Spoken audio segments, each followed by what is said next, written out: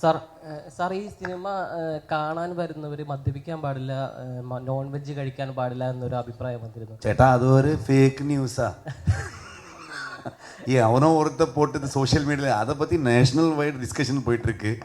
அது எதுக்கு போட்டேன்னு தெரில. அவனுக்கு யாரோ கேட்டாங்க டீமில், யாரா நீ என்னன்னு.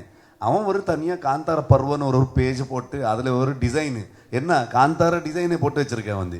அதில் இப்படி எப்படின்னு சொல்லிட்டு இருக்கான் வந்து. அது கிளாரிஃபை அது எங்களுக்கு சம்மந்தமே இல்லை. இது நாங்கள் அதுக்கப்புறம் யார் இவன் என்ன பண்ணுறேன்னு அது வச்சுக்கிட்டு நிறைய பேர் மீட்டர் ஓட்டிட்டு இருக்காங்க எங்கள் சோஷியல் மீடியாவில்.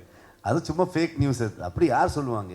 எப்போவுமே வந்து ஒரு மனுஷனுடைய அவனுடைய ஹேபிட் ஆகட்டும், அவனுடைய ஃபுட் ஆகட்டும், அவனுடைய லைஃப் ஸ்டைல் ஆகட்டும், அதை வந்து யாருக்குமே கொஷன் பண்ணுற இது கிடையாது, அதிகாரம் இல்லை அங்கே.